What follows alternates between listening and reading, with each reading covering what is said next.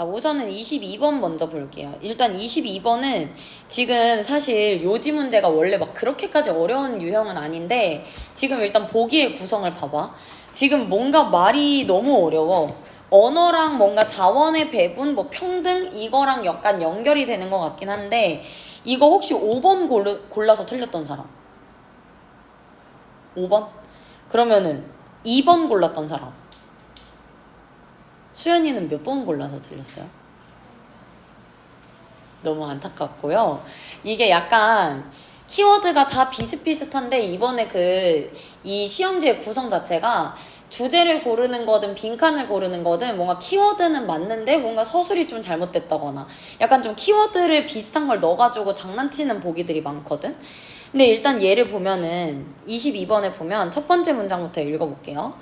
In both the ancient hunter-gatherer band and our intimate speech communities today, the diffusion of speech shaped values래요. 자, 우리의 고대, 그러니까 과거의 헌터게더들이니까 과거의 수렵채집인들에서나 수렵채집인 집단에서나 아니면 우리와 친숙한 언어 커뮤니티의 존재들이나 얘네들은 마찬가지로 전부 다 the diffusion of speech shaped values래요. 자, 여기에 좀 중요해 보이는 표현이 나오네. The diffusion of speech 하면은 언어의 확산, 즉 말의 확산이라고 하는 것이 values, 가치를 형성한대요. 자, 그럼 결국에 헌터게더들 사회에서나 speech communities, 그러니까 오늘날의 우리들의 사회에서나 말이라고 하는 것이 확산되면서 가치가 형성됐대. 그럼 우리가 여기서 캐치해줘야 되는 내용은 우리가 말을 하게 됐더니 가치가 형성되더라. 그러니까 우리는 기본적으로 말을 할 수 있어야지 이 사회가 가치 있게 여기는 게 뭐냐, 혹은 우리가 추구해야 되는 게 뭐냐, 이런 것들의 형성이 가능하다는 거겠지. 일단 여기서는 말이라는 걸 만들었더니 가치라는 게 생겼네 정도로만 이해하면 돼. 어쨌든 그럼 일단 이 지문은 말과 어떤 가치 형성에 대한 얘기를 하겠다는 거네. 가치가 형성됐대요. 그리고 나서 뒤에 보면 the fact that 이라고 해서 어떤 사실에 대한 얘기를 할 건데 the fact that everyone is going to be able to speak and listen had to be accommodated ethically and it was via a rough egalitarianism이래요. 자, 이러한 사실은요. 자, 이러한 사실이 뭐냐면 여기 봐봐. 모든 사람들이 말을 하고 들을 수 있게 됐대. 모든 사람들이 말을 하고 들을 수 있게 됐다? 이게 결국 뭐인 거야? 말의 확산 아닐까? 언어의 확산 아닐까? 그럼 그냥 언어의 확산이라는 게 이해하기 어려울까봐 언어가 확산됐다라는 건 누구나 말을 하고 누구나 들을 수 있게 됐다라는 얘기라는 거네. 여기까지 되죠? 자, 그럼 누구나 말을 하고 들을 수 있게 됐다는 그 사실은 had to be accommodated ethically래요. 얘가 뭔가 윤리적으로 적용이 되어 왔을 거야. 그리고 그것은 뭐를 통해서였을 거냐면 a rough egalitarianism이래요. 대략적인, 그러니까 조금은 추상적인 egalitarianism 하면 얘가 밑에 단어 나와 있죠. 요거 지금 평등주의 또는 평등 뭐 이런 뜻이거든. 그러니까 이게 결국에 평등주의라는 걸 통해서 우리에게 윤리적으로 적용이 되어 왔을 거다라는 거야. 그럼 결국에 누구나 말을 하고 듣게 되면서 평등주의라고 하는 것이랑도 연결이 됐다는 거네. 이해돼요? 그럼 우리가 말을 통해서 가치를 형성했다 그랬지? 그럼 지금 여기에서 우리가 형성한 이 가치가 바로 뭐가 되겠어? 이게 바로 평등주의라고 하는 것들을 통해서 우리가 말이라는 걸 확산시키고 그리고 윤리적으로 그 말의 확산이 적용이 되어 왔다. 즉 말이라고 하는 것은 결국에 평등주의와도 관련이 되는 거다. 여기까지 이해돼요? 자, 그러면 일단 말이라고 하는 게 평등주의랑 관련이 됐대. 그럼 일단 기본적으로 우리가 보기에서 골라야 되는 거는 말과 평등주의에 대한 내용이 같이 있어야 되겠지. 그러면 1번 봐봐. 수렵인과 현대인은 언어에 대한 유사한 가치를 가지고 있다? 지금 이게 수렵채집인과 현대인들에 대한 비교일까? 얘는 일단 잘못됐지. 1번 땡. 2번 언어를 사용해서 자원을 효율적으로 배분해왔다? 얘는 어때 보여? 언어를 사용했더니 자원을 배분했다. 이게 지금 언어와 평등주의라는 가치를 좀 잘 접목한 것 같아. 약간 애매한데 뭔가 자원의 효율적인 배분이라고 하니까 뭔가 공정하다는 건가? 애매할 수 있어. 그럼 남겨도 돼요. 3번 현대사회는 고대 수렵사회보다 평등한 체계에 의해 운영된다. 근데 지금 여기 보면은 아까 우리 수렵 채집인들의 사회에서든 우리가 지금 언어를 사용하는 현대의 사회에서든 전부 다 언어의 확산이라고 하는 게 뭔가 영향을 미쳤다 그랬지. 그럼 기본적으로 수렵 채집인들의 사회와 현대인들의 사회는 비슷하다는 가정을 해야 된다는 거야. 이해돼요? 그럼 결국에 3번 문장처럼 현대 사회가 수렵 사회보다 낫다라고 하는 이런 내용 돼야 안 돼? 얘도 사실은 안 된다는 거야. 자, 3번. 인간 의사소통의 평등성은 공유와 공조가치 기반을 형성했다. 와, 보기가 너무 어려운데 인간의 의사소통과 평등성이라는 걸 일단 연결은 시켜놨네. 그럼 우리가 원하는 키워드들은 있다는 거지. 그럼 일단 얘도 남겨두세요. 5번. 인간은 의사소통을 통해 자원을 공유하는 평등한 사회를 건설했다. 의사소통 나오고 평등이란 얘기 나오네. 그럼 얘도 일단 제외하긴 힘들겠다. 얘도 일단 남겨도 돼. 그럼 여기에서 우리가 이렇게 3가지 보기 정도를 남겼는데 여기에서 보기가 남았을 때 뭐를 집중해주면 좋냐면 언어라고 하는 거, 의사소통이나 언어나 같은 맥락에서 나오니까 사실 얘는 언어가 있냐 없냐를 기준으로 요 보기를 가릴 순 없거든. 그럼 뭐를 가지고 갈라야 되냐면 항상 서술어를 잘 봐야 돼. 서술어를 보면 언어나 의사소통에 영향력을 줄 건데 이 언어나 의사소통이라고 하는 게 자원 배분에 영향을 미쳤냐? 아니면은 공유와 공조가치 기반을 형성했냐? 그 다음에 평등한 사회를 만들었냐? 요거를 지금 초점을 두고 보는 거야. 그럼 언어나 의사소통의 영향력이 자원 배분에 영향을 미쳤을까? 가치 기반 형성에 영향을 미쳤을까? 평등 사회 형성에 영향을 미쳤을까? 요거 3개를 보면 돼. 근데 지금 이미 우리가 첫 번째 문장에서 봤던 게 말이라는 게 확산이 되면서 가치가 만들어졌다 그랬지. 그럼 일단 이 지문은 뭔가 가치에 초점을 둬야 되는 것 같아. 그럼 사실 조금 더 느낌이 오는 보기가 있기는 있지. 근데 이것만 가지고는 뭔가 판단하기가 힘들다 하면 조금 더 읽어봐도 돼. In terms of communications. 자, 이제 의사소통이라고 하는 관점이 나올 건데 의사소통의 관점에서 사람들은 모두가 평등하대. 그러면 잠깐 2번째 특징이 나오네. 의사소통의 측면에서 사람들이 평등하다? 그럼 사람들이 의사소통의 측면에서 평등하다는 것도 아까 위에서 보면 누구나 말하고 듣는다라는 내용이 있었죠. 누구나 말하고 듣기 때문에 우리 모두가 의사소통의 측면에서는 평등하다라는 거네. 이해돼요?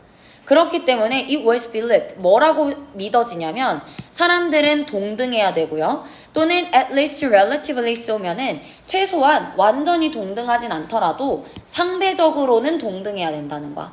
그러니까 어떤 기본적인 차이는 있을 수 있지만 상대적인 동등함은 보장을 받아야 된다라는 얘기가 된다는 거지. 이해돼요? 그럼 여기에서 하고 있는 얘기가 자, 말이라고 하는 것에 의사소통을 하는 측면에 있어서는 모두가 평등해.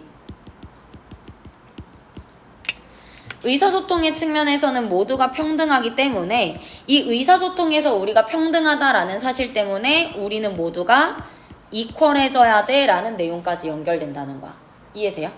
그러니까 의사소통에서 평등하기 때문에 전체적으로도 평등해야 된다? 즉 평등이라고 하는 건 인간이 먼저라는 거야? 의사소통이 먼저라는 거야? 의사소통에서의 평등이 먼저라는 거야. 이해돼요? 그럼 이 지문에서 말하고 싶은 평등이라고 하는 건 애초에 의사소통, 즉 언어적인 평등에서부터 시작을 한다는 거야.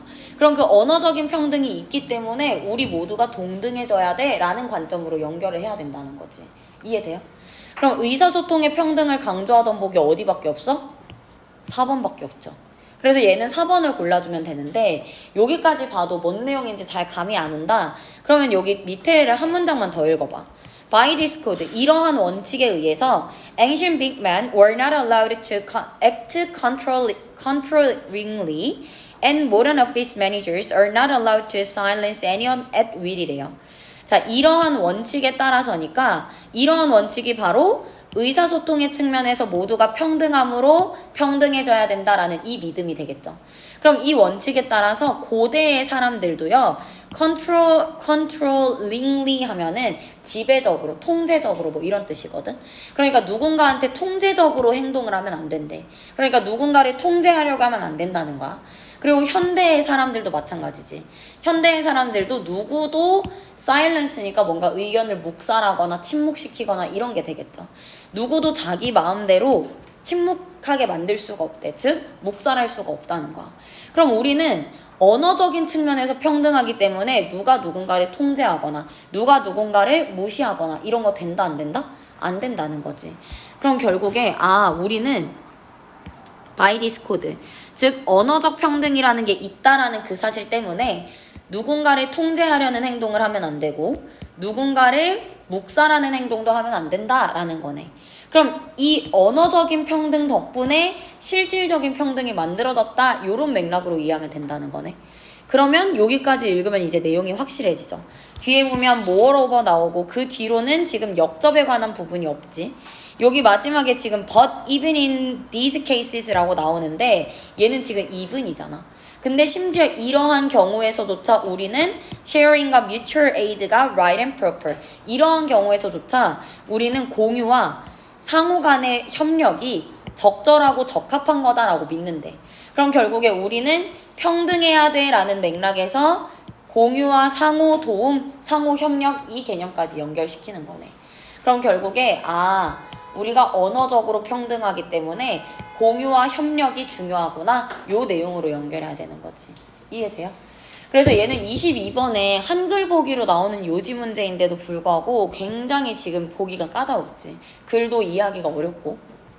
그래서 이게 요지 문제도 이제 요즘은 별로 쉽게 나오지 않는다는 거야. 특히 이 24번 지문은 얘가 사실 보기가 그렇게 어렵게 구성된 건 아니어서 정답은 맞췄을 수 있거든. 근데 얘를 정답을 맞춘 사람도 이 글의 내용은 정확하게 이해를 못했을 수 있어. 근데 이 지문이 글의 내용을 이해하기가 사실 쉽진 않은데 앞으로 이런 소재들이 많이 다뤄질 것 같단 말이야. 평가원에서 이렇게 뭔가 좀 약간 그동안은 잘 안 나오던 좀 희소성 있는 소재를 다루면서 이거를 제목으로 3점까지 냈다는 건 뭔가 좀 앞으로 약간 이런 소재면에서부터 접근하기 어려운 문제들이 나올 수 있다는 거거든. 그래서 이렇게 소재면에서부터 접근하기 어려운 문제들은 오히려 보기가 쉬울 테니까 너무 막 글을 읽으면서 쫄 필요가 없다는 거야. 얘도 그냥 최대한 이해되는 데까지만 읽어도 사실은 보기 고르는 건 크게 어렵지 않을 거야. 자, 일단은 24번 한번 같이 읽어볼게요. 자, as far back as 32,000 years ago 하면은 32,000년 전에 라는 의미가 되겠죠. 즉 32,000년 전에 prehistoric cave artist 하면은 선사시대의 동굴 예술가들이야. 이 동굴 예술가들은 능수능란하게, 그러니까 능력 있게 used modeling shadows래요. 모델링 섀도우라는 거는 그림자를 모델링 한다는 거거든. 모델링이라는 건 뭔가 본을 뜬다라는 의미가 돼. 근데 사실 이 모델링 섀도우라는 단어를 보면은 뭔가 느낌이 잘 안 오지. 그림자를 뭐 그렸다는 걸까? 아니면은 그림자처럼 그렸다는 걸까? 잘 모를 수 있어. 그럼 일단 그냥 이렇게 뭔가 내가 해석을 했을 때 어려운 단어는 아닌 것 같은데 내가 이 단어가 뭔지 모르겠어. 그럼 이런 애들은 그냥 모델링 섀도우구나, 그냥 이렇게 영어로 그냥 번역을 해버려. 자, 그럼 얘네들이 모델링 섀도우라는 어떤 기법을 활용한 거겠지. 자, 그럼 얘를 그냥 기본적으로 어떤 특정한 기법 1이라고 해보자.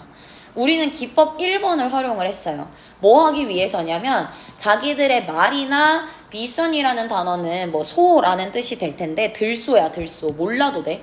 그냥 말에 부피감을 주기 위해서 이런 기법을 활용했다는 거야. 요런 모르는 단어 나오면 그냥 패스해버리세요. 그냥 horse만 보고 말한테 뭐를 준다? 볼륨, 부피감을 주네.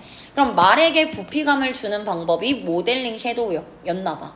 이 모델링 섀도우라는 게 뭔진 몰라도 이 기법을 통해서 우리가 32,000년 전에 말에게 부피감을 주는 식의 벽화를 그렸나 봐. 여기까지 돼요? 자, 그러면 지금 첫 번째는 요런 시대 배경이 나오는 거 그냥 넘어가면 안 된다 그랬어. 32,000년 전에라고 하는 구체적인 특정 시점이 나왔다는 건 앞으로 여러 가지 시대가 나열될 가능성이 있다는 거거든. 그래서 이 뒤에 보면 바로 뒷문장에 a few thousands years ago 보이죠. 그러니까 1000년쯤 전에, 그러니까 수천 년 전에 라고 하는 32,000년보다는 조금 더 현대적인 시점이 나오지. 자, 그럼 요게 이제 두 번째 시점이 될 거야. 자, 그러면 요 32,000년 전 이후 몇천 년 전에 고대 이집트인들에 대한 얘기가 나와요. 고대 이집트인들과 그리스인들은요, 그리스의 예술가들은 presented human forms, 인간의 형태를 제시했어요. 근데 in shadow style silhouette이래요. 그림자 스타일의 실루엣을 통해서. 자, 그러면 아까 그림자에 관련한 표현이 모델링 섀도우라고 나왔는데 그럼 여기에 있는 요 섀도우 스타일 실루엣 요거 또한 기법 2 정도로만 봐. 얘는 아까 모델링 섀도우에 비해서는 조금 해석하기 쉽긴 한데 그냥 32,000년 전에는 이런 기법을 쓰다가 수천 년 전에는 이런 기법을 썼구나. 그냥 요 정도로만 이해해도 되는 거야. 여기까지 되죠? 그림자 스타일의 실루엣을 활용해가지고 뭔가 사람을 묘사했나봐. 사람을 이제 실루엣의 형태로 그렸다는 거겠죠? 자, 그리고 나서 but cast shadows do not appear in Westshot until about 400 BCE in Athens래요. 자, 그러면 cast shadow라는 거 또 뭔 말인지 모르겠어. 들이우는 그림자? 그림자를 들이운다? 이게 모델링 섀도우랑 뭐가 다르지? 몰라도 돼. 그냥 cast shadow는 그러면 세 번째 기법이겠구나. 그림자를 활용한 세 번째 기법이 이 cast shadow가 되겠지. cast shadow라는 것은요. 서양의 미술 세계에서는 기원 후 400년까지는 등장하지가 않았대. 그럼 그것은요. 자, it was only after shadows had become an established, if controversial, part of the representation that classical writers claimed that art itself had begun with the tracing of human shadow래요. 자, 그러면 it was 하고 그 다음에 that 구문 나오죠. 그러니까 뭐뭐 하고 나서야 비로소 뭐 했다라고 하는 강조 표현이 되겠죠. 자, 그러면 only after shadows have become established니까 그림자라고 하는 게 어떤 확립된 part of representation이야. 뭘 묘사할 때 뭔가 확립된 형태가 되고 나서야 이런 cast shadow 기법이라는 게 생겼다는 거지. 이해돼요? 그러면 결국에 classical writers, 그 고전 작가들이 뭐라고 주장했냐면 예술이라고 하는 것은 그 자체로 뭐에서부터 시작되냐? 인간의 그림자를 tracing of, 추적하는 것에서부터 시작된다. 즉 인간의 그림자를 추적하는 것이 예술이다 라는 요런 주장을 하고 했을 때 결국에 섀도우라는 것을 우리가 예술 세계에 활용했다 정도로 이해하면 되겠죠? 이해돼요? 자, 그럼 여기에서는 얘가 지금 이런 기법이 등장하게 된 게 요 고전 작가들이 뭐라고 주장했냐면 이 사람들이 예술은 그 자체로 인간의 그림자를 추적하는 것에서 시작한다. 즉 예술이라고 하는 거, 아트라고 하는 것은 인간 그림자의 추적 과정이다. 요렇게 얘기한 뒤에 우리가 예술 세계에다가 그림자를 들이웠다, 그림자를 활용했다, 뭐 이런 얘기로 이해하면 되겠지. 그러면 결국에 여기에서 지금 기법 1, 2, 3이 나오는 요 시기 동안에 계속해서 지금 시대에 대한 표현이 바뀌고 있는 거 보이지? 그럼 일단 이 지문은 기본적으로 소재가 뭐가 된다는 거야? 섀도우를 활용한 섀도우 기법 정도가 되겠지. 근데 그 섀도우 기법이 첫 번째는 32,000년 전, 그리고 두 번째로 언급된 시기는 수천 년 전, 그리고 세 번째로 언급됐던 시기는 기원 전 400년 이렇게 나오네.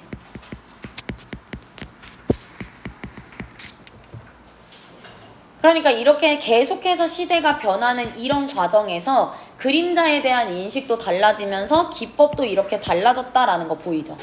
이해돼요? 그러면 결국에 이렇게 기법이 시대에 따라 달라졌다라는 내용을 포함할 수 있는 보기를 골라주면 된다는 거야. 여기까지 이해돼? 자, 1번 봐봐. The journey of shadows in art from prehistoric caves onward래요. 자, 그러니까 여기 from이라고 하는 애부터 시작되는 그림자의 여정, 뭐 요런 얘기가 되겠지.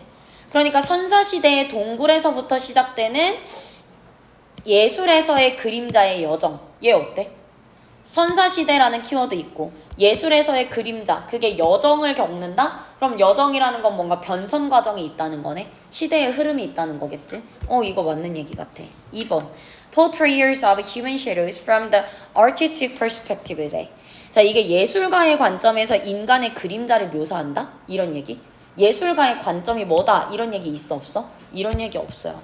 3번 Representing shadows as a key part of contemporary art. 얘는 지금 representing shadows as a key part. 주요한 부분으로서 그림자를 묘사한다? 이거 맞는 건가? 근데 contemporary art. 현대 예술에서만이래. 그럼 얘는 지금 시대 배경을 다 못 담고 있지. 그럼 3번도 제외. 4번. What are the primary challenges for shadow painters래? 얘 지금 섀도우라는 키워드 제외하면 지금 우리가 그림자 예술을 하는 사람들이 겪는 어려움에 대해서 다뤄 안 다뤄? 전혀 다루질 않아요. 4번도 제외. 5번. Unique views on shadows from cave artists to romance래. 얘 지금 케이브 아티스트에서 로마 시대까지라고 하면서 시대 배경은 설명하거든. 근데 이게 우리가 그림자에 대해서 독특한 관점을 보이고 있다는 거야. 그림자를 활용하는 기법이 달라진 거지 그림자라고 하는 것에 대한 우리의 인식이 달라졌다 이런 얘기가 아니죠. 이해돼요? 그러니까 5번도 잘못됐다는 거지.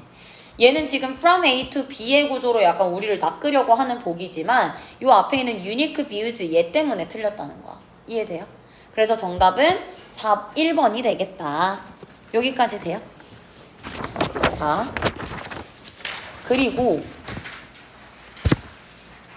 그리고 뒤로 넘어가서 이번에 그 29번 혹시 틀린 사람, 어법 문제 틀렸던 사람, 이게 은근히 오답률이 높거든?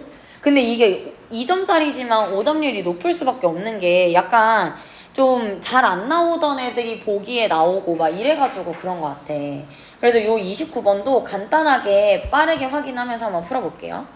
자, 일단 첫 번째로 1번 문장에 지금 리즈라는 동사 표현의 밑줄이 쳐져 있거든? 그럼 이렇게 단수 동사에 밑줄 쳐져 있을 때 우리가 봐야 되는 건 딱 하나밖에 없어. 얘가 단수냐 뭐냐? 단수냐 복수냐? 이거 보면 되겠지. 결국 동사 자리에 우리한테 물어본다는 건 동사 자리에 있는 애가 누구랑 연결되느냐? 요걸 보라는 거거든. 이 앞에 주어 바로 나와요. More difficult retrieval. retrieval이라는 단어는 밑에 불러오기라는 명사형 뜻으로 나와 있죠. 그럼 더 어려운 불러오기는 leads to better learning. 더 나은 학습으로 이어진다. 그럼 요 주어에 연결돼서 leads to 동사 맞아 틀려? 문제 없죠 여기는. 자, 그 다음에 2번을 볼게. 자, 2번 뒤에 보면은 init이라는 표현 보이지 앞에. init가 지금 전치사 플러스 관계대명사죠. 전치사 플러스 관계대명사 뒤에는 문장 형태 어때야 되지? 완전해야 된다는 특징이 있죠. 그럼 여기 뒤에 주어 동사 나오라는 얘기겠네. 근데 여기 students 뒤에 보면 give라고 했어요. 근데 여기 give라고 하는 동사 우리 이렇게 동사 표시하는데 얘 몇 형식이야? give 대표적인 무슨 동사라 그래? 수요 동사라 부르지.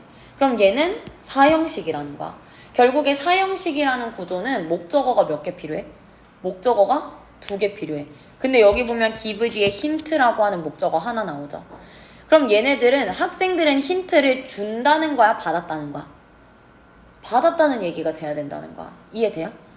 자, 여기 give, 이 원래 수요동사 문제가 사실 어법 문제에서 안 나온 지 되게 오래됐는데 이번에는 좀 특이하게 나온 거야.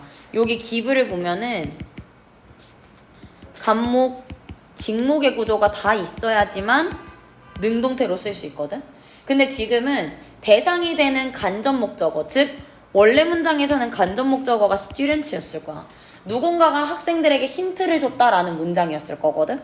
근데 지금 학생들과 힌트가 나란히 연결되지 않고 학생들이 앞으로 빠져버렸어, 주어로. 그럼 학생들은 힌트를 받은 애들, 준 애들? 받은 애들이 된다는 거지. 이해돼요? 그래서 지금 목적어 하나가 없어져 있는 상황이기 때문에 요 뒤에 직접 목적어 하나만 왔네? 얘 보고서 우리한테 아, 이거 give가 아니고 are given이야 라는 수동태로 바꾸라는 문제였던 거야. 이해돼요? 그래서 얘를 사실 처음 보자마자 아, 이거 give 사형식이니까 수동태로 바꿔야 되구나 요렇게 생각하기 쉽지 않아. 왜냐면 우리가 그냥 기본적으로 목적어 2개 찾는 연습보단 목적어 하나 찾는 연습을 많이 하잖아. 그러니까 이것도 힌트만 보고서 아, 이거 give 맞네? 생각했을 수 있다는 거야. 근데 그러면 이렇게 그냥 간과하고 넘어가더라도 뒤에 있는 보기들이 너무 확실하게 아니거든. 3번부터 봐봐. 3번 where이라는 관계부사 오니까 뒷문장이 어떤지 보면 돼. 완전 한지 안 한지 보면 돼. 뒷문장에 봤더니 the correct answer 주어 needs to 동사 표현 나오는데 be recognized라고 하는 수동태 표현 나오죠. 그럼 우리 이렇게 수동태는 구조 자체가 이 형식 동사 플러스 pp 즉 보어 형태로 묶여있다라고 보면 완전성을 판단하기 쉽다 그랬지. 자, 그러면 얘는 확실한 정답은요, 인정받아야 된다라고 하는 거야. 그럼 여기에서 뒤에 주어, 동사, 보어 형태 오니까 where 맞아 틀려? 예? 맞는 게 되겠죠. 자, 그리고 나서 4번 문장을 봐봐. 4번에 보면 이거 아마 2번 안 골랐으면 4번을 골랐을 확률이 높거든. 4번이 지금 them이라고 밑줄이 쳐져 있는데 앞에 주어가 they죠. 그럼 보통 우리는 약간 답이 뭔가 답을 찾아야 되는데 답이 잘 안 보이면 괜히 여기 they 있으니까 이거 themselves 아니야? 이런 생각을 할 수 있어. 그러니까 이런 대명사 문제가 나왔을 때는 기본적으로 얘네가 각각 뭐를 의미하는지를 찾는 게 1번이야. 자, 그럼 지금 문장 구조를 봐봐. 문장이 좀 길긴 해도 해석이 어렵지 않으니까 바로 그냥 여기 앞에부터 보세요.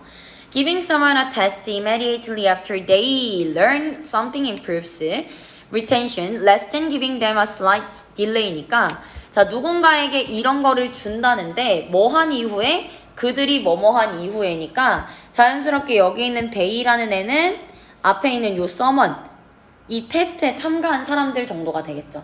그리고 나서 뒤에도 보면은 또 them이라고 하는 애가 연결이 되네. 그럼 결국에 그들에게 slight delay를 주는 것보다는 immediately하게 주는 것이 더 낫다 뭐 이런 얘기를 하는 걸 거야. 그럼 여기에서 them도 앞에 있는 someone이 되겠죠. 그럼 결국에 지금 they, them 전부 다 이 대상을 의미하는 거야. 자, 그러면 long enough so that answers aren't in mind when they need them 이래요. 그러니까 어떨 때 이렇게 하는 게 유리하냐면 정답이 그들의 마음속에 없을 때. 근데 언제? When they need them이니까 그들이 그것이 필요할 때야. 그럼 여기에서 그들은 누가 되겠어? 그들은 someone, 대상이 되겠죠. 그럼 이 대상, someone들이 필요한 게 뭐가 돼? 여기 있는 that answers가 되겠죠. 그럼 결국에 이 them이 가리키는 건 그 정답이어야 될 거야. 그럼 사람들이 정답을 원할 때 정답을 모르는 그 경우에 뭐가 더 도움이 될 거냐? retrieval, 불러오기라는 게 더 도움이 될 거다. 이런 얘기를 하는 거겠죠. 그럼 결국에 이 they와 them은 대상이 다르지. 그러니까 여기다가 그냥 일반 대명사 them 쓰는 거 맞다 틀리다? 얘가 맞다는 거야. 이해돼요? 자, 그리고 5번도 한번 봅시다. 자, 5번도 많이 골랐을 것 같은데 5번은 앞에 to가 있다 보니까 to 뒤에 동명사 말고 to 뒤에 우리 투부정사 구조를 더 많이 보잖아. 그러니까 이거 당연히 make다 이렇게 생각했을 수 있거든. 근데 여기 보면은 far from being a barrier 까지 하면 문장이 끝나버리죠. 그리고 얘가 지금 장애물이 될 거야. 장애물이 되기는커녕 뭐 이런 의미가 되죠. 자, 그럼 장애물이 되기는커녕 근데 뭐에 대한 장애물이냐면 불러오기 활동에 대한 장애물이 되기는커녕 이런 의미야. 그럼 결국에 여기에서의 to는 뭐뭐에 대한, 뭐뭐에 관한 이런 의미가 돼야 된다는 거야. 이해돼요? 그럼 여기 있는 to는 전치사 to가 된다는 거지. 여기까지 돼? 그럼 전치사 to 뒤에 이렇게 ing 형태 쓰는 거 맞다 틀리다? 예, 맞다는 거야. 우리가 그동안은 전치사 to 그나마 좀 많이 봤던 게 뭐 contribution to, attribute to 뭐 요런 구조를 많이 봤었잖아. 근데 요번에는 약간 5번 보기도 좀 생소했겠지. 그러다 보니까 5번이나 4번 이런 데로 많이 고르고 2번을 놓쳤을 수 있는데 요 2번이 오히려 우리가 훨씬 더 잘 알고 있는 개념이었다. 이 give라는 동사 보면 앞으로 목적어가 2개 있는지 1개 있는지 꼭 체크를 해야 되는 거지. 이해돼요? 그래서 여기는 목적어가 하나밖에 안 나왔기 때문에 2번을 골라주고 얘를 are given이라고 하는 형태로 바꿔줘야 된다는 거야. 여기까지 되죠? 자, 그리고 이제 어휘 문제를 한번 풀어볼게요.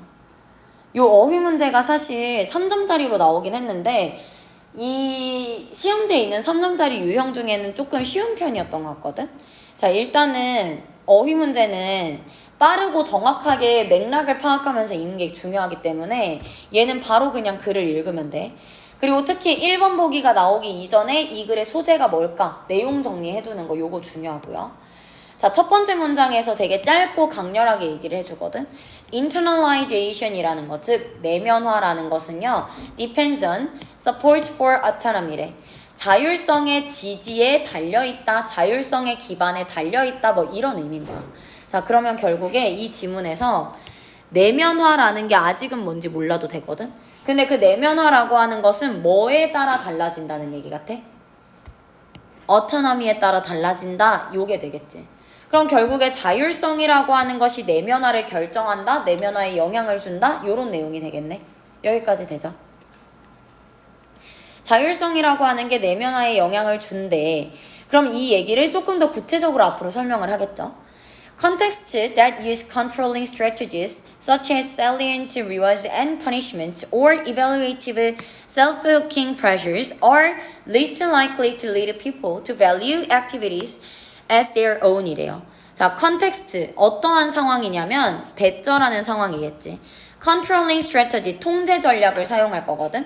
근데 여기서 말하는 통제 전략이 뭐와 같은 거냐면 명시적인 리워드니까 뭔가 뚜렷한 보상이라든지 두드러진 보상이라든지 아니면 처벌이라든지 아니면 evaluative 평가하거나 self-esteem 후킹하면은 평가에 관련한 거나 자존감에 관련한 그런 pressures 압박을 주는 것과 같은 요런 controlling strategies를 사용하는 것은 이런 뜻이죠. 그럼 이런 통제 전략을 사용하는 맥락은 그 상황은 or이라는 동사랑 연결하면 되겠지. 자, 그럼 여기 있는 이 상황들은 결국에 통제 전략을 사용하는 상황인 거야. 근데 여기서 말하는 통제 전략이라고 하는 것은 보니까 상을 주거나 벌을 주거나 뭐 이런데. 그럼 아까 우리가 처음에 읽은 이 내면화라는 얘기랑 관련이 된 것 같아? 반대쪽인 것 같아?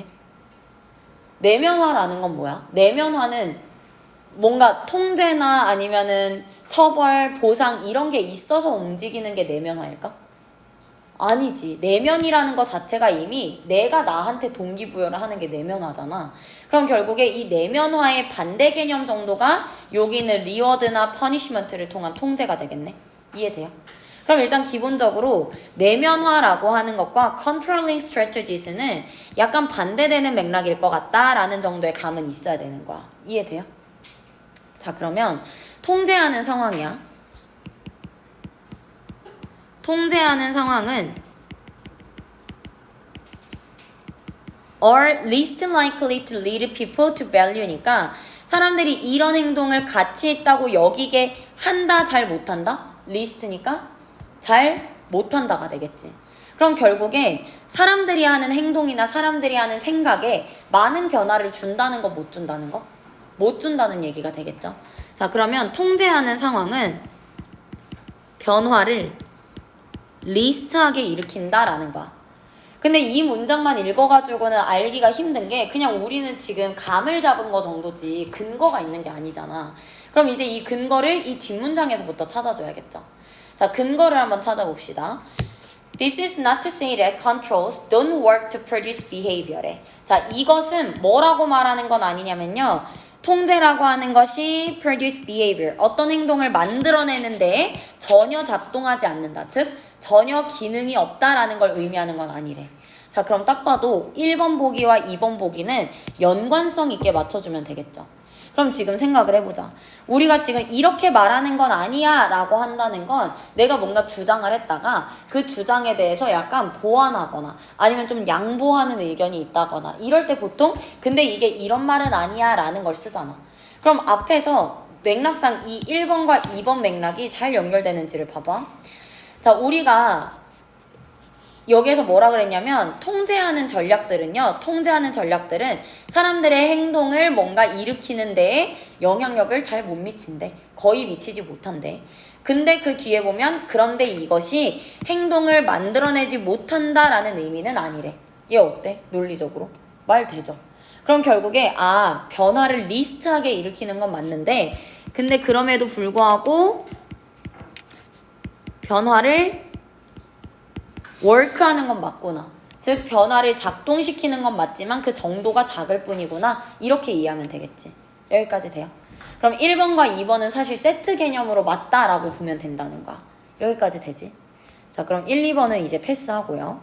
자, 그리고 나서 뒷문장을 읽어볼게요. 자, 결국에 우리가 얘가 지금 뭐라 그랬냐면 not to say that 이렇게 말하는 건 아니야 라고 했지. 이렇게 말하는 건 아니야 라고 했다는 건 it is rather 그럼 뭔데를 설명을 해줘야 돼. 자, it is rather that 이니까요. 대절인 것 같다라는 거야. The more salient the external control over a person's behavior, the more 어쩌고저쩌고래. 자, 그럼 여기 지금 더비교급 구조 보이죠? 그러니까 통제라는 단어 앞에 지금 보면 뭐 붙었어? external, 외부적 통제라는 거 붙었지. 그럼 외부적 통제라고 하는 건 이제 확실해지네. 외부적 통제는 우리가 아까 맨 처음에 봤던 internalization, 이 내면화라는 것과 같은 개념, 다른 개념? 같은 개념, 다른 개념. 내면화와 외부적 통제. 얘네 둘이 지금 반대 개념이 돼야 된다는 거야. 이해돼요? 인터널과 익스터널이잖아. 오케이? 자, 그러면 외부적 통제가 더 두드러질수록 이런 거야. 자, 개인의 행동에 대한 외부적 통제가 더 두드러질수록 그 사람은 is likely to be merely externally regulated 래요. 그러니까 얘네들은 외부적으로만 조절될 가능성이 있어. 더 높아. 그리고 introjected 하면은 투입하다라는 단어로 나와 있거든. 그리고 얘네들은 어떨 거냐면 외부적으로만 통제를 받고 외부적으로만 투입을 할 거래. 그럼 결국에 외부적인 상황에서 벗어나게 되면 얘네 사실 내면화 한다는 얘기 못 한다는 얘기? 내면화를 못 한다는 얘기가 되겠지. 이해돼요? 자, 여기에서 이 표현을 읽는 게 중요해.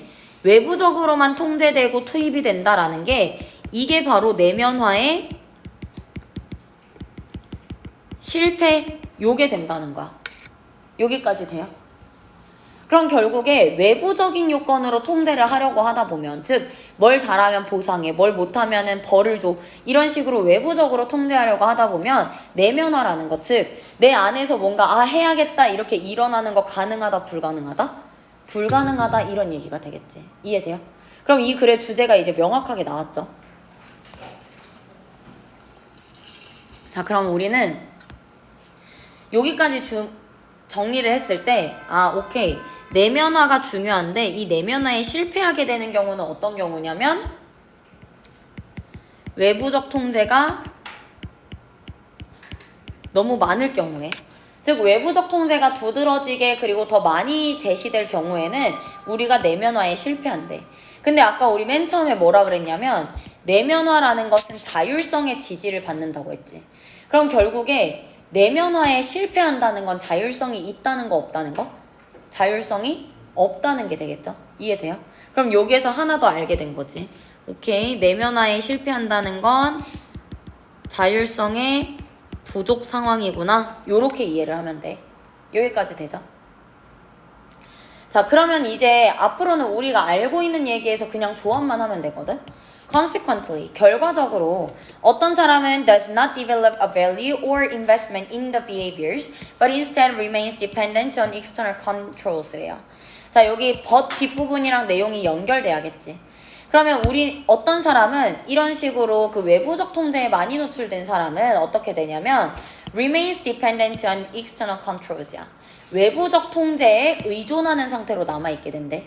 그럼 외부적 통제에 의존한다라는 말은 결국에 인베스트먼트나 비헤이비어에 관련해서 자기만의 밸류, 가치를 만들지 못한다는 거래. 그럼 여기에서 이 사람이 가치를 형성하지 못해. 그래서 외부적 조건에만 의존하게 된다. 맞는 말, 틀린 말? 예, 맞는 말이지. 우리가 내부 여기에서 보면은 does not develop a value. 가치를 형성하지 못했다. 이 말이 사실상 뭐라는 거야? 뭐를 못했다는 거? 내면화를 못했다는 말이겠지. 그럼 내면화를 못한 사람은 행동의 변화를 위해서 외부적인 조건에만 의존할 수밖에 없대. 맞는 말이죠. 그러면 일단 3번도 문제가 없겠네. 자, 그렇기 때문에 이제 부모님들에 대한 얘기를 할 거야. 자, 그러니까 보상을 하고 강요하고 그 다음에 casual 하면은 요게 지금 약간 억압하다 뭐 이런 뜻이거든. 그러니까 아이들이 숙제를 하도록 억압하고 강요하고, 근데 이 단어 사실 몰라도 맞출 수 있지. force까지만 봐도 돼. 그러니까 부모가 지금 애한테 강요를 한대. 그럼 부모님이 강요를 한다? 그럼 이 애는 내면화 될까 안 될까? 내면화 안 되겠지. 자, 부모님이 강요했어. 나쁜 거야. 강요를 하게 되면은 어떻게 되냐면 얘네들은 the parents are more likely to have a child who does so only when rewarded 래요. 자, 그러면 리워드가 있을 때만 하게 만들 뿐이다. 그러면 결국에 보상이나 강요를 통해서 만들어내는 행동 변화는 효과가 없다라는 얘기를 하는 거네. 여기까지 되죠. 자, the salience of external controls 하면은요. 자, salience라는 단어는 밑에 있는 salient의 명사형이겠지. 그러니까 두드러짐 정도로 보면 될 텐데 뭔가가 두드러진다는 건 external control을 활용한다는 얘기겠죠. 그럼 외부적 통제의 활용은 외부적 통제의 만연화는 drives 뭔가를 유도한대요. 뭐를 유도할 거냐면 the acquisition of self-responsibility래. 그러니까 자기 책임감이라고 하는 것의 인정으로 이어질까? 우리 지금 외부적 통제라고 하는 거를 만들어내게 되면 내가 나 스스로 느끼는 거, 내면화라는 거 가능 불가능? 불가능이지. 근데 여기 있는 요 self-responsibility 자기 스스로 책임감을 느껴? 이거는 내면화야 내면화 아닌 거야? 이거는 자기 스스로 책임감을 느낀대. 얘는 내면화가 되겠지. 이해돼요? 그럼 결국에 이 내면화라고 하는 것을 drive, 이끌어낼 수 있냐라는 거야. 근데 지금 external control이 있을 때 내면화 이끌어져? 안 이끌어져요. 그러니까 여기는 4번에 있는 drives를 차라리 이끈다, 유도한다 말고 방해한다, 차단한다 정도가 돼야 된다는 거지. 이해돼요?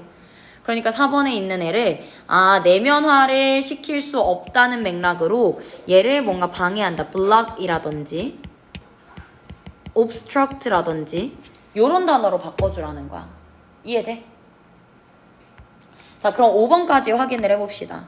자, 결국에 alternatively 그 대신에 parent to supply reasons 어떤 이유를 제시해주고 그리고 show an emotional understanding 감정적인 이해를 하고 있다는 걸 보여주는 거야.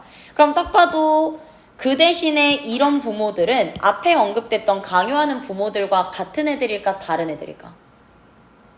같은 애들 다른 애들. alternately 그 대신에잖아. 그 대신에라는 건 앞에 있는 부모, 뒤에 있는 부모 같아 달라? 달라야 된다는 거야. 이해되죠? 자, 그럼 여기 있는 부모들은 애들의 그 내면화를 도와줄까 못 도와줄까? 도와주겠죠. 그럼 여기에서 얘네들이 도와주려면 use of minimum external incentives래요. 얘네들은 외부적인 동기를 최소한으로 활용한대. 미니멈. 맞는 말 틀린 말? 맞는 말이지. 여기 있는 부모들이 어떤 부모라는 것만 알면 되냐면 앞에서 뭔가 강요하던 부모들과 반대구나 이것만 알면 돼. 앞에 여기 있는 alternatively 그 대신에라는 요 표현을 이해를 못했을 수 있는데 그 대신에라는 요 단어가 alternate에서 오네라고 생각하면 돼. 자, 그럼 요 부모들이 다르기 때문에 요 뒤에 있는 부모들은 애들의 내면화를 위한 자율성을 중요하게 생각하겠지. 그럼 이 사람들은 외부적인 동기부여를 덜 하겠죠. 여기까지 이해되지? 그래서 정답은 4번을 골라야 된다는 거지. 오케이? 자, 그리고 31, 2번도 한번 풀어봅시다. 화장실 갔다 올 사람. 화장실 갔다 올 사람. 갔다 오세요. 그럼 우리 화장실 갔다 오는 친구들 올 때까지만 2분 안에 와야 된다, 얘들아. 수연이 화장실 안 가고 싶었는데 왜 갑자기 나가요?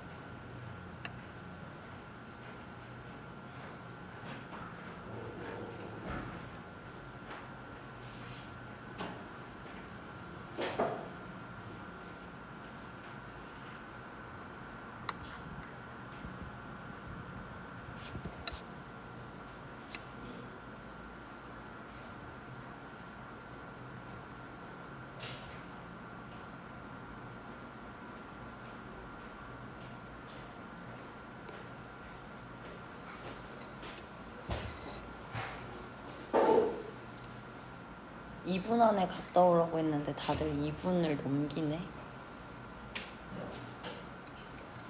지금 화장실에 막 사람이 많아? 그럼 지금 저기 수연이랑 도영이랑 둘이 화장실에서 막 노닥거리고 있는 거야? 그건 아니고.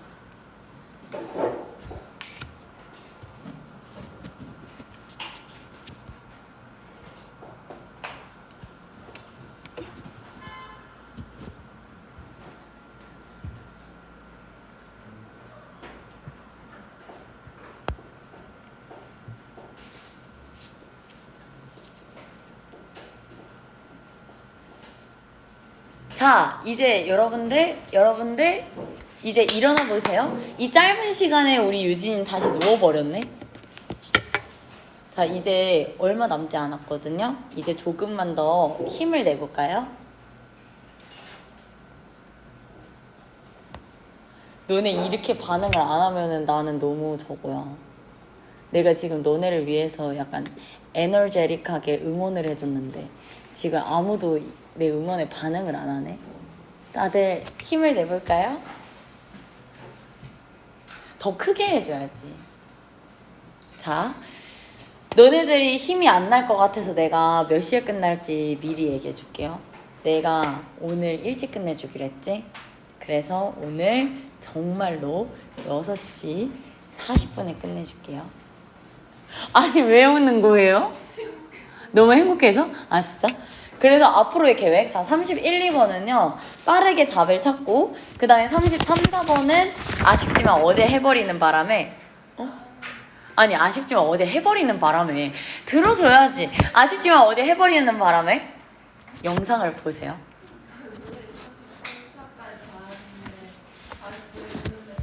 아우, 전혀 아니지. 그리고 36번으로 가서요, 이 문제 논란의 문제였죠. 그 논란의 문제 아쉽게도 어제 했습니다. 그러면 영상을 봐야 되겠죠. 그러면 우리는 어디로 갈 거냐? 31, 2번을 하고 37, 8, 9를 세트로 해결해 볼게요. 그런데 놀랍게도 이 5개를 다 하는데 정말 10분이 안 걸린다는 엄청난 사실. 자, 30 정말이에요. 진짜로. 자, 진짜. 자, 31번부터 보세요. 이 빈칸 31, 2번은 정말 힌트만 빠르게 찾아가지고 문제를 풀 수 있거든. 근데 사실 2번 그 31, 2번 같은 경우에는 막 그렇게까지 예전에 비해서 바로바로 답이 보인다 이건 아니지만 요 부분에 정리만 잘해줘도 우리가 충분히 답을 금방 맞출 수 있거든. In the digital environment 하면은 디지털 세상에서, 디지털 환경에서는 the medium is not part of the 빈칸이래요. 그러니까 매체라고 하는 것, 즉 미디어 매체 뭐 이런 말 많이 쓰잖아. 그러니까 그 미디어, 즉 디지털 정보를 전달하는 그런 매체들은 빈칸의 부분이 아니래요. 그럼 자, 이 빈칸 부분을 읽어봤더니 얘는 뭔가 디지털 환경에 대한 얘기를 하는 것 같아.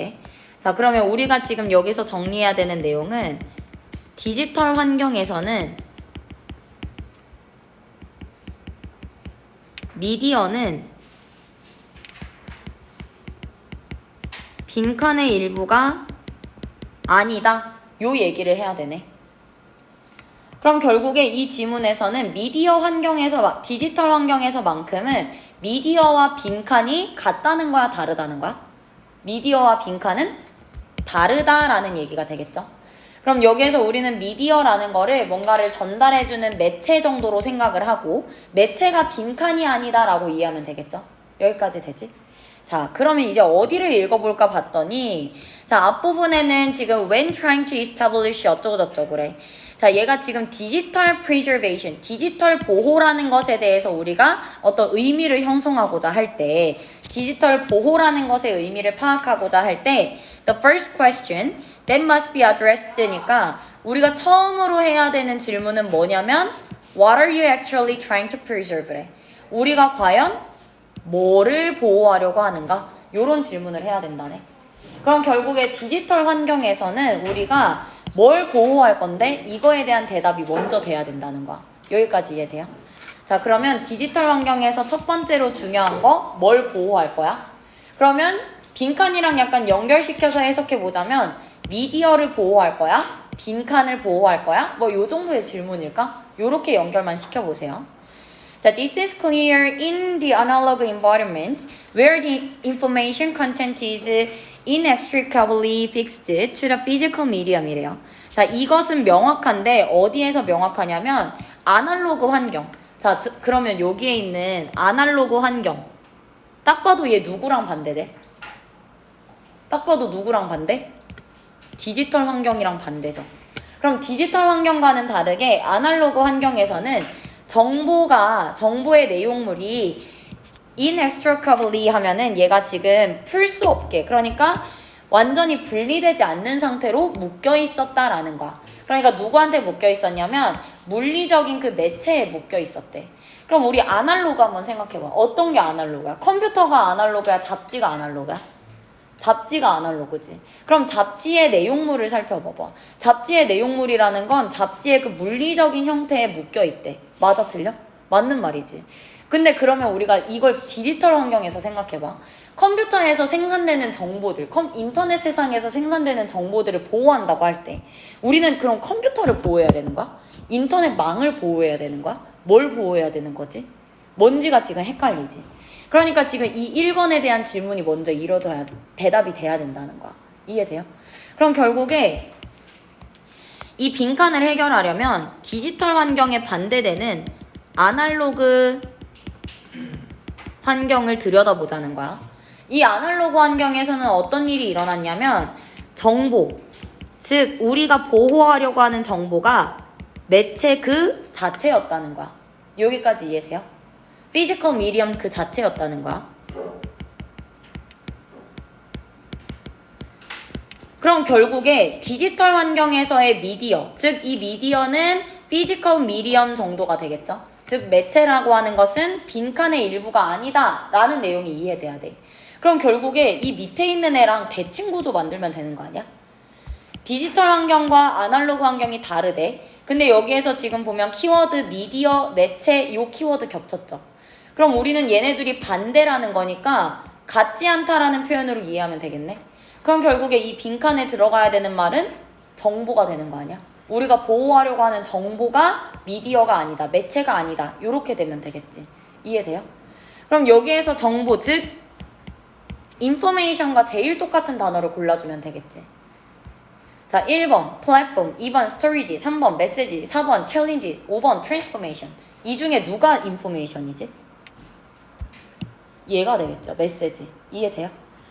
여기 있는 플랫폼이나 스토리지 같은 경우에는 플랫폼이나 스토리지 둘 다 약간 매체를 의미하는 단어로 쓰일 수 있잖아. 그러니까 얘는 사실상 똑같은 말이라는 거고, 챌린지, 어려움 이런 얘기는 전혀 아니고, 트랜스포메이션, 변화 이런 얘기도 아니지.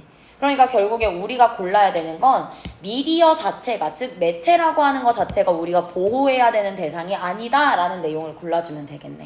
여기까지 되죠? 자, 32번. 자, 얘는요, 빈칸을 보면은요, 너즈. 그러므로, being creative. 이거는 더 빨리 답이 나오죠. 자, 그러므로 창의적이어진다라는 것은 빈칸입니다. 요런 내용이야. 그럼 우리는 요 빈칸에 들어갈 말로 창의적이어진다? 창의적인 것의 특징이 뭘까? 요걸 골라주면 되겠지. 근데 얘가 지금 보면 그러므로 창의적이라는 것은 빈칸입니다 라고 얘기하는 걸 보면 앞에서 뭔가 여러 가지 얘기들을 쭉쭉쭉쭉 했을 거야.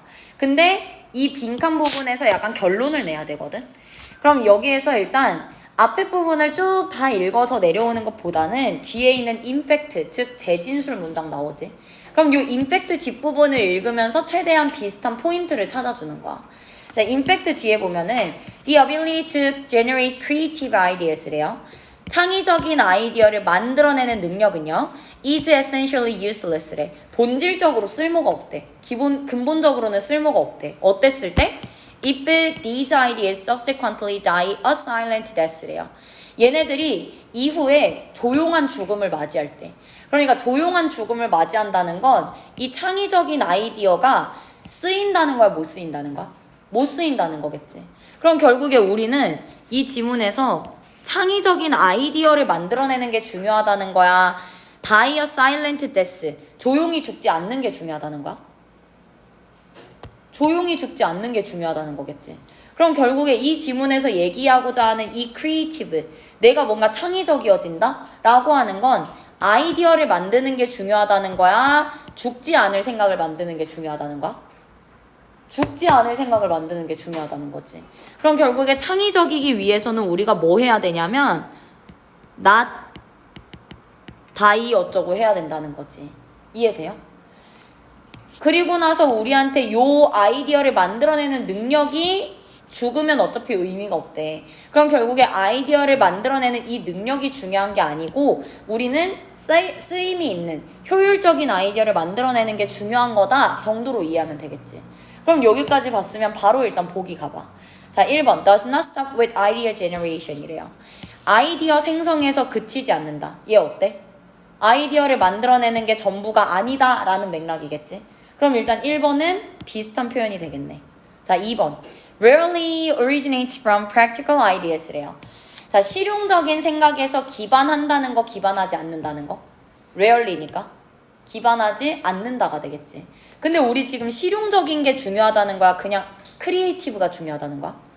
실용적인 게 중요하다는 거야. 그러니까 2번은 우리가 찾는 거에 완전 반대복이네. 2번 제외. 3번 is often regarded as a shortcut to innovation 이래요. 얘는 혁신을 위한 지름길로 여겨진다? 혁신을 위한 지름길이? 얘는 어때 보여? 얘는 뭔가 완전히 빨리 제거하기는 좀 힘들어. 그럼 일단 3번 납도. 이 지문 안에서 혁신이라고 하는 그 키워드를 다루고 있냐 없냐만 확인하면 되겠지. 자, 4번에 보니까 frequently gives way to unanticipated success래요. 그러니까 예상치 못했던 성공에 gives way to니까 예상치 못했던 성공으로 이어질 수 있다? 이게 지금 창의적이다라고 하는 게 예상치 못한 성공이 된다 이런 얘기? 이런 얘기 아니야. 이걸 강조하고 싶은 게 아니야. 5번 brings out tension between. 야, 얘는 더 아니지. novelty와 relevancy. 얘네 둘 사이에 갈등을 만들어낸다? 참신함과 유용성 사이에 갈등을 만든다는 거야? 이런 거 아니죠. 그러니까 일단 우리는 1번, 3번 남겨두고 뭐가 정답일까를 다시 한번 찾아줄 건데 얘가 지금 이노베이션이라고 하는 것에 초점을 두고 크리에이티브를 설명하는지 아니면은 그냥 아이디어를 만드는 것뿐만 아니라 어떤 다른 게 중요하다라는 걸 강조하는지를 보면 돼. 자, 첫 번째 문장에 보면은요. Creativity is commonly defined as a production of ideas래. 자, 일단 여기까지만 봐도 충분히 감을 잡을 수 있는 게 commonly라는 단어 보이지? 일반적으로 보통 뭐 이런 뜻이잖아. 근데 첫 번째 문장을 일반적으로 보통 이런 말로 시작을 한다는 건 이게 바로 뭐라는 거야? 우리의 통념이라는 거야. 그럼 보통은 이렇게 통념이 나오면 어떻게 해야 돼? 그 통념에 대해서 반박을 해야 되겠죠. 자, 그럼 이 통념에 대한 반박 구조만 찾아보자. 반박 어디 있냐면 여기에 보면은 요렇게 쭉 나와 있거든. 자, while this definition is widely used in research, an important aspect of creativity is often ignored래요. 자, 이러한 정의, 즉 여기서 말하는 이러한 정의라는 건 뭐 우리가 생각하고 있는 그 일반적인 통념이 될 수 있겠죠. 그럼 이런 것들이 널리 사용되지만 중요한 창의성의 측면이, 즉 창의성의 중요한 부분이 무시되고 있대. 어떤 거냐면 generating creative ideas rarely is the final goal이래요. 자, 창의성이라는 건 그럼 요게 중요하다는 거네. 창의적인 아이디어를 만드는 것은 최종적인 목표가 아니래. 자, 그러면 이 얘기를 빈칸에 그대로 넣어주면 되겠지. 창의적인 아이디어를 만드는 게 최종적인 목표가 아니라는 건 결국에 우리가 해야 되는 건 아이디어를 만드는 거라는 거야. 그걸 실용적으로 활용할 수 있게끔 해야 된다는 거지. 이해돼요? 그럼 결국에 1번과 3번 중에 아이디어를 만드는 게 최종 목표가 아니다? 라는 내용은 어디에 담겨 있어? 1번에 담겨 있는 거지. 이해돼요? 1번에 있는 요 아이디어를 만들어내는 데에서 멈추지 않는다 라고 하는 요 내용을 골라줘야 된다는 거야. 여기까지 되죠?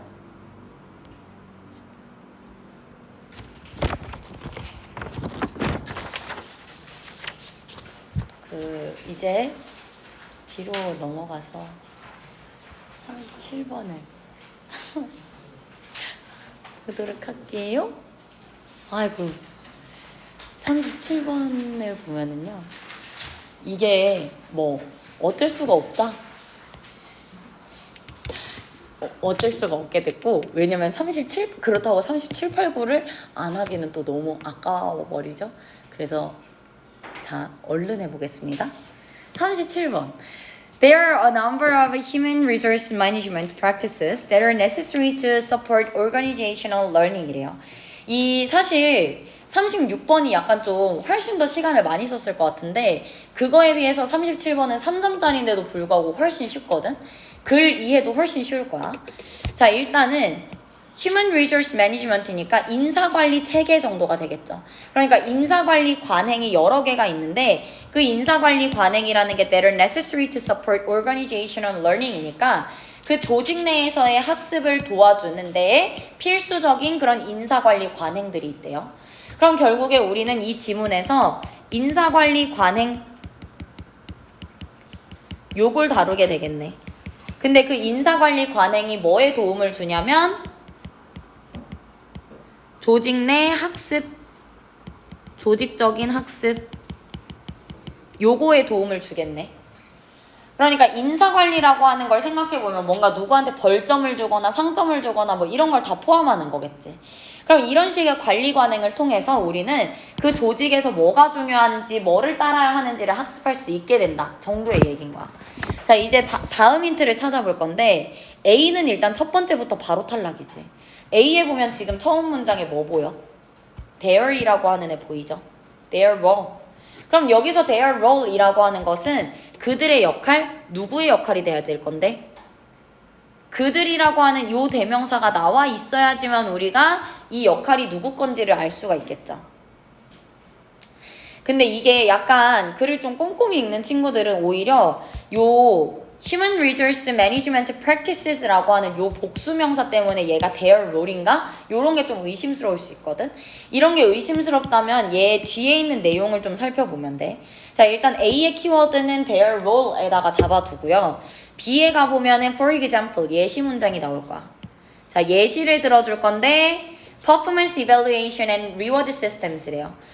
그 업무 능력 평가나 보상 체계라고 하는 예시가 나와. 그럼 이 예시는 앞에 있는 어떤 표현을 다르게 설명하는 게 된다 그랬잖아. 그럼 여기 있는 업무 능력 평가 혹은 보상 체계 이게 뭐를 대신하는 표현 같아? 이게 바로 Human Resource Management 요거 아닐까? 일단 요런 생각도 한번 해봐야 된다는 거야. 아 여기 있는 내용이 이게 바로 인사관리 관행일까? 요런 생각 해봐야 돼. 자 그리고 나서 3번에 C에 가보면은 In a learning organization 어떤 학습하는 조직에서 Every employee must take the responsibility for acquiring 어쩌고 저쩌고 그래요. 자 그럼 얘는 지금 조직의 학습에 대한 측면을 지금 좀 더 강조하고 있어. 그럼 결국에 우리는 일단 조직의 학습이라고 하는 측면에서 인사관리 관행에 어떤 영향을 미치냐 뭐 이런 걸 봐줘야 된다는 거야. 그럼 지금 어디를 1번으로 체크할까 했을 때 제일 고민되는 게 A 혹은 B일 거란 말이야. 그럼 여기에서 일단은 둘 중 하나를 정해서 먼저 읽어보는 거야. 자, 너네가 A가 1번이 될 거라는 생각을 잘 안 하니까 A를 먼저 읽어볼까요? 자, their role should be to assist, consult, and advise teams on how best to approach learning이래요. 자, 그들의 역할은 뭐가 돼야 되냐면 그들의 역할은 도와주고 조언해주고 충고해주고 뭐 이런 거 해야 된대. 어떻게 하면 가장 잘 학습할 수 있을지를. 자 그러면 그들의 역할이라고 하는 건 이미 학습이라는 것과 연관이 되어 있어야 돼. 이해돼요? 학습에 접근하는 데 있어서 어떻게 하면 내가 가장 잘 학습할 수 있지? 이걸 도와주는 게 그들의 역할이어야 된다는 거야. 그러면서 그들은 또한 새로운 메커니즘을 개발해야 된다? 그럼 딱 봐도 여기에서의 대의는 관행 그 자체를 말하는 건 아니겠구나. 뭔가를 만들어주고 새로운 방법을 개발해줘야 된다라고 했으니까 얘는 이런 걸 개발할 수 있는 어떤 특정한 인물 혹은 특정한 대상이 나와야 된다는 거지. 그럼 일단 A는 제외해봅시다. 자, B로 넘어가 볼까? 예를 들어서 인사관리 관행 중에서 뭐 이런 관행들이 있을 거야. 자, 근데 얘네들은요, reinforce, 강화하는데 long-term performance and the development and sharing of new skills and knowledge 여기까지인 거야. 자, 그러니까 요런 인사평가나 아니면은 그 보상체계 같은 것들은요, 장기간의 지속적인 업무 능력의 향상, 그 다음에 새로운 지식의 공유, 그리고 뭐 새로운 기술과 지식의 공유, 이런 것들을 가능하게 한대. 그럼 이런 애들은, 즉 요러한 관행들은 are particularly important, 특히나 중요하대요. 그럼 얘 지금 무슨 얘기하고 있냐면 인사관리 관행이라고 하는 게 특히나 중요하다라는 얘기를 하고 있네. 그럼 이 얘기 사실은 앞에서 했던 are necessary라는 이 얘기 똑같이 하는 거 아니야?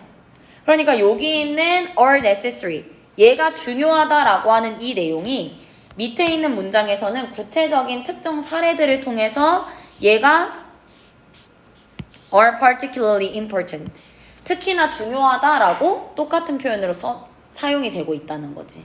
이해돼요? 그럼 앞에서 중요하다라고 했던 내용을 B가 그대로 받아주니까 얘를 일단 1번으로 체크를 해야 되겠네. 자, 그러면 얘네들은 in addition, 게다가 the human resource development는요, 이런 기능은요 may be dramatically changed to keep the emphasis on continuous learning이래. 자, 그럼 얘네들은 지속적인 학습을 강조하기 위해서 계속해서 활용될 수 있대요. 자, 그러면 B 다음에 C냐 A냐를 체크를 해야 되는데 B 다음에 A가 오려면 요 their role 이라고 하는 애가 B에 있는 마지막 문장에서 설명이 돼야 되겠지. 근데 지금 B에 있는 마지막 문장에 보면 their role 있어 없어? their role이 없어 버려. 그러면 어디로 가? 아, C가 먼저겠구나. 그러면 C의 마지막 문장에서 their role에서 there를 받아줄 수 있을 만한 애를 찾으면 되겠죠. 자, C의 마지막 문장에 보니까 rather, 오히려 human resource development professionals래. 아, 인사관리 전문가들, professionals들 보이죠. 그럼 여기 A에 있는 their role에서의 there은 그 전문가들의 역할이 되겠네. 이해돼요? 그러니까 순서를 B, C, A 순서로 맞춰주면 된다는 거야. 여기까지 되죠?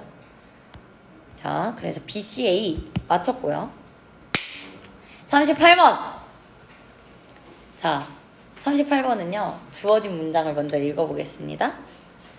Continuous emissions measurements can be costly, particularly where there are many separate sources of emissions, and for many pollution problems, this may be a major disincentive to direct taxation of emissions래요. 자, 여기 문장 구조를 보면은 지금 딱 봐도 뭔가 역접이라든지 대명사라든지 이런 게 없어 보이거든. 자, 그러면 일단은 해석부터 해봐. 얘가 어떤 맥락에서 나왔는지. 지속적인 그 배출 측정 시스템이라고 하는 거, 이런 것들은요 can be costly래. 그러니까 소모적일 수 있다는 거야. 그럼 여기에서 costly라는 표현이 나왔어. 좋아하는 것 같아, 싫어하는 것 같아? 별로 안 좋다라고 보는 거겠지. costly 할 수 있어. 특히나 어디에서 costly 하냐면 there are many separate sources of emissions, 다양한 배출 원천이 있을 때, 그리고 많은 오염물질의 경우에 이것은요 major disincentive래요.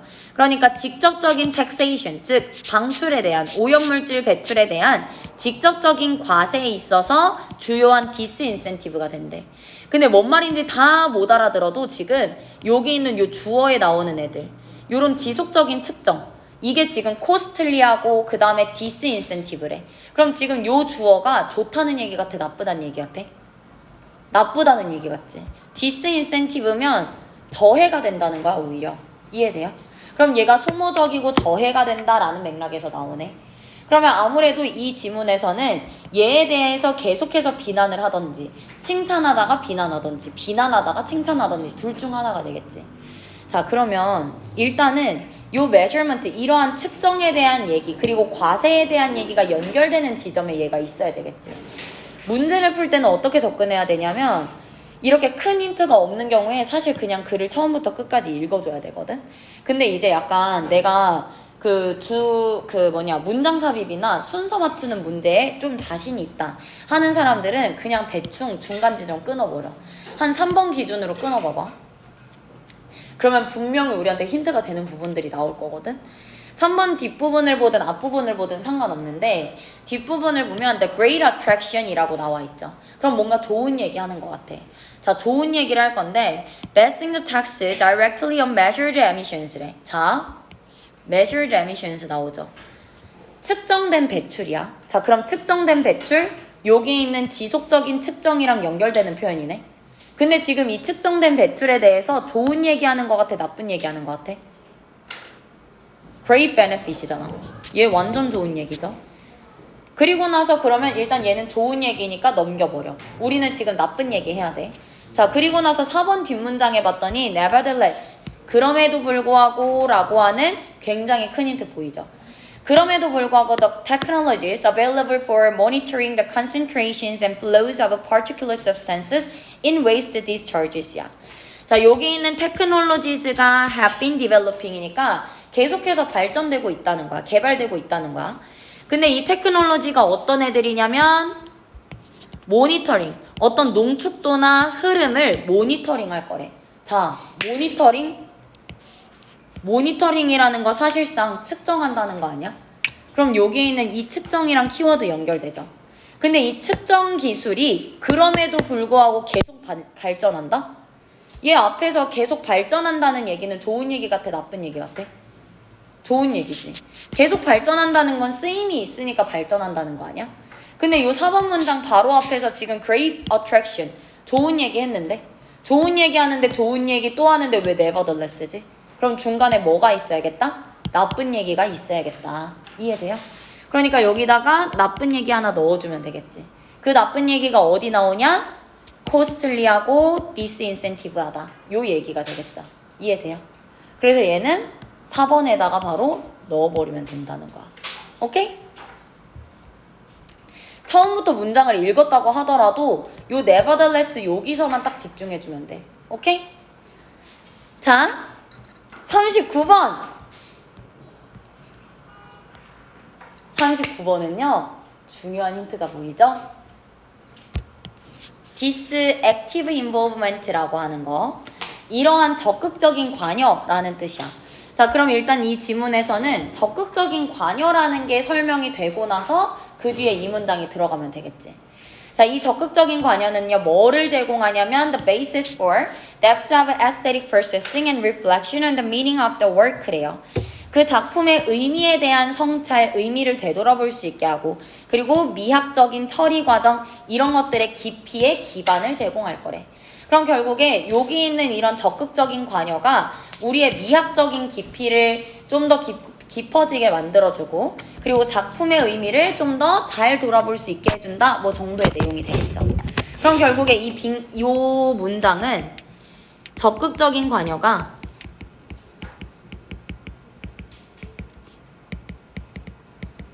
미학적 영역에 도움을 준다? 뭐 이런 내용으로 이해하면 되겠네. 그리고 우리는 이 적극적인 관여가 끝나는 지점에다가 얘를 넣어주면 되겠죠. 이해돼요? 그럼 얘는 그냥 바로바로 보기 바로 앞에 문장들을 읽어버리고 그 보기들이 관여에 대한 내용일까? 이것만 생각해보면 된다는 거야. 여기까지 되죠? 이렇게 앞에 혹은 뒤에 내용에 대한 명확한 힌트가 있을 경우에는 굳이 글의 내용을 처음부터 막 파악하려고 하지 않아도 된다는 거야. 자, 일단 1번 앞문장을 보니까 There are interesting trade-offs in the relative importance of subjective matter and style이래요. 자, 그러면 figure 같은 subject matter, 대상과 style 같은 background 같은 스타일, 이런 것들 사이에서 뭔가 trade-off, 교환이 일어나나 봐. 자, 그러면 우리는 figure나 background 사이에 어떤 연관성을 활용해서 뭔가를 이해한다라는 내용이 되겠네. 그럼 일단 1번에는 당연히 들어갈 수가 없겠죠. 아직 어떤 관연지가 안 나왔으니까. 자, in highly representation paintings, plays or stories야. 자, 이런 예술 분야에서는 the focus is on subject matter that resembles everyday life래요. 우리 일상생활을 닮아 있는 것들에 초점을 두고 있대. 그리고 the role of background style, 배경 양식은요, is to facilitate the construction of mental models래요. 정서적인 모델을 형성하는 것을 촉진한대. 그럼 결국에 이거는 이 2번 앞문장은 요런 예술 분야에서 서브젝트와 백그라운드가 어떤 영향을 미치는지에 대한 내용이겠지. 그럼 여기까지 봤을 때 관여가 끝났다라고 보기가 힘들죠.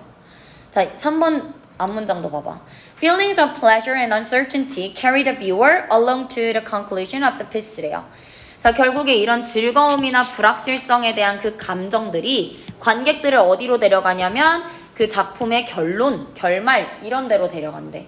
즉 작품의 결론이나 결말로 데려간다는 건 작품의 뭐 이해를 도와준다거나 작품의 의미 파악을 도와준다거나 정도의 내용이 되겠죠. 그럼 일단은 여기 있는 pleasure나 uncertainty라는 그 감정이 우리한테 이렇게 해준다는 거야. 그럼 얘네들이 바로 관여의 예시가 되겠네. 여기까지 되죠. 그러면 이제 3번 뒷문장에 만약에 관여에 대한 얘기가 안 나오면 3번이 정답이 될 거야. 자, 3번 뒷문장을 보니까 in highly expressionist works, 자, 이런 상당한 표현력이 있는 작품에서 novel stylistic devices, 얘는요, 즉 참신한 그 형태상의 기능들은, 장치들은 work in an inharmonious manner against the subject matter, thereby creating a disquieting atmosphere래요. 자, 그러니까 요런 참신한 스타일상의 장치들은요, 서브젝트 매너, 즉 우리가 묘사하려고 하는 그 대상과 약간 against, 대립되는 방식으로 inharmonious한 매너로 작동을 한대. 그래서 그 결과 creating a disquieting atmosphere, 뭔가 불안한 분위기를 만든다는 거야. 이해돼요? 그럼 결국에 이런 형식상의 그 차이점들, 이런 것들을 통해서 우리가 이런 감정을 만든대. 그럼 결국에 여기 있는 주어들이 얘네들이 지금 어떤 특정한 관여를 했다는 거지. 이해돼요? 그럼 여기 있는 3번 뒷문장도 어떤 관여에 대한 예시가 되겠네. 자, 그래서 when the work is less readable, 그 작품이 덜 해석 가능할 때 its departure from conventional forms reminds the viewer or reader that aesthetic attitude is needed to appreciate the whole episode래요. 자, 그렇기 때문에 그림이나 글 같은 게 이해하기 어려울 때 its departure, 뭐에서부터의 출발이냐면 conventional forms야. 그러니까 전통적인, 관습적인 형태에서부터의 출발은 관객 혹은 독자들을 뭐 할 수 있게 하냐? aesthetic attitude, 이런 것들을 상기시킨대요.